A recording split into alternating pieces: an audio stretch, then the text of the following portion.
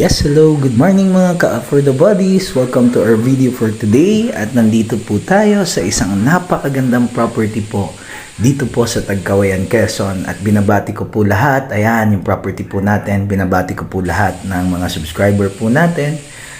Binabati ko po lahat ng mga followers po natin sa YouTube and also sa mga sumusuporta at nagmamahal po. Napakagandang falls nito mga ka-for the bodies, and at the same time farm lot din po mga ka-for the bodies. So ayan, sobrang linaw po ng tubig, and as you can see, yung tinuro ko po kanina yan, nakikita niyo po ngayon, yan po yung falls. Yung falls po na yan is hindi lang po isa, hindi lang po dalawa, tatlong falls po yan mga ka-for the bodies. So ito po yung ikalawang falls po ito, nandito po kami dito sa Bungad, and lahat po yan katabi mismo ng property po natin. So ito pong falls na to ay located within the boundary of the property.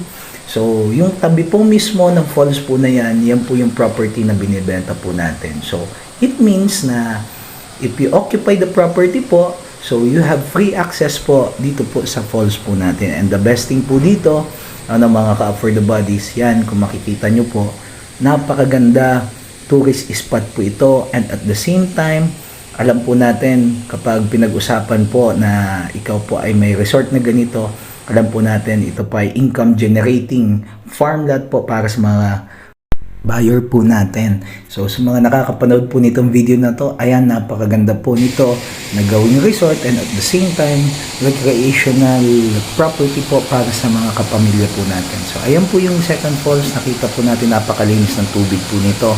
Actually, every summer po, dinadayo po ito ng maraming turista. Nakakalungkot nga lang po, kasi po, wala pong resort na matuluyan po dito mga ka-for the bodies. Kaya po, ito mismo, katabing farmland na po ito, binibenta. And if ever you're interested po, yung farmland po natin na yan, yan po pwede nyo pong gawing resort yan. Yung nakikita nyo po sa harapan is portion na po ng property mga ka-for the bodies. Yan po yung nasa talampakan po nitong falls po na to. And yan po nandyan sa taas mga ka-for the bodies, yan na po yung farmland po natin. So ayan, as you can see, very clear po yung water. Last time pumunta po ako dito, medyo umuulan and talagang medyo lumabo po yung tubig, pero during the summer time napakaganda po ng tubig. So pinaliguan nga po ito ng mga kababayan po natin dito and also mga turista po. Ayan po, kitang-kita po natin yung tubig po na yan, ang lalim po niyan is 5 feet, but still kitang-kita po natin yung lalim ng tubig. Ayan, ito po yung pinakaunang falls po niyan, at ito po na mismo yan, tabi po na yan, ay part na po ng property.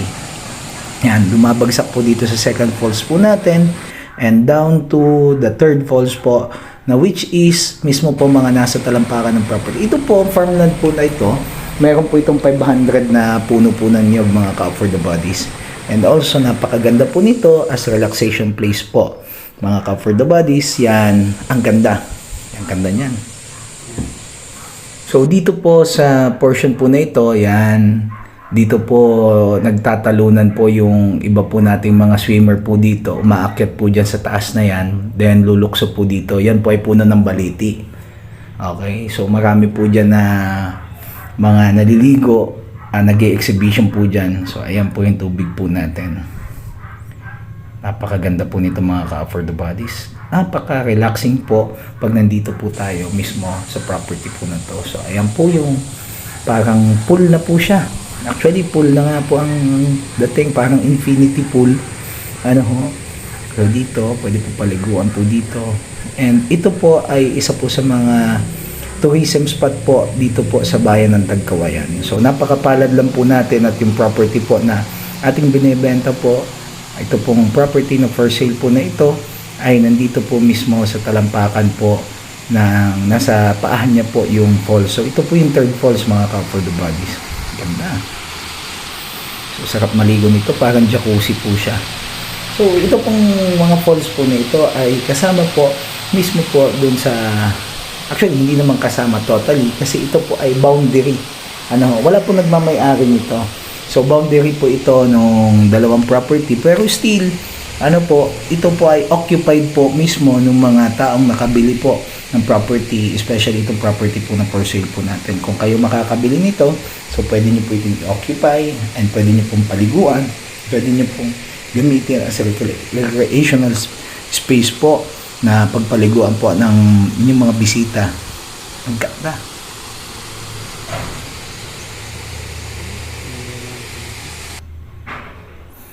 Okay, nandiyan po yung price po natin sa YouTube thumbnail natin mga ka-for the body. So, po kayo mahihiyang magtanong, tawag lang po kayo. Diyan po sa upper right hand corner po natin, nandiyan po yung contact number po natin. Ano po ulitin ko po, ito po ay 2.6 hectares po. For the price naman po ng almost 2.5 million po ito. Ayan. Pakaganda po nitong place na to. So yan po mismo yung property po natin. At ito po yung isa sa mga daanan po papababa dito sa may falls. So ito po yung shortcut pababa dito sa may falls. So ang labas po niyan is yung tinatawag po natin na ecotourism road. Ginagawa na po yan. Pero ito hindi na po ito part ng property. So ito po ay daanan papunta po dito sa falls. Pero po mayroon pong main way papunta po dun sa falls po natin, sa property po natin, doon naman po sa kabila, which is pasukan sa sakyan. Dito naman po, lakad tao lang po. So, ayan, papakita po natin.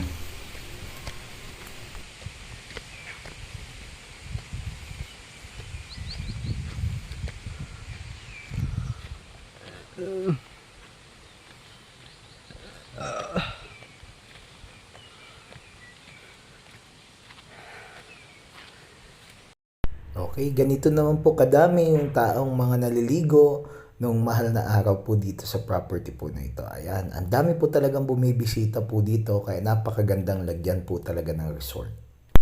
Ayan mga ka-for the bodies, ito naman po yung niyugan po natin at andyan po sa left side po mismo, yan po yung ilog po na bumabaybay po dito sa Linderosan po ng property. Nandyan na po yung falls. Ito po ay may 500 na buo ng niyog.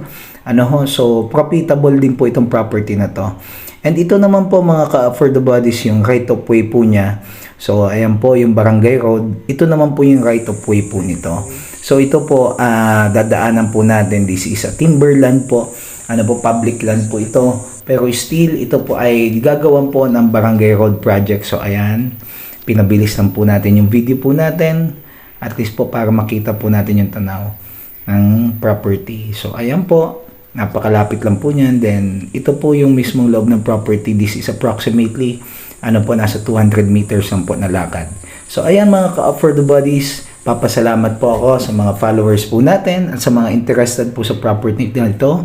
Huwag po kayo mahiyang tumawag. Andyan po yung contact details po natin. At sa uulitin po, sa Diyos lamang ang kapurihan. See you po sa ating mga next videos. Bye-bye muna po for now. Thank you.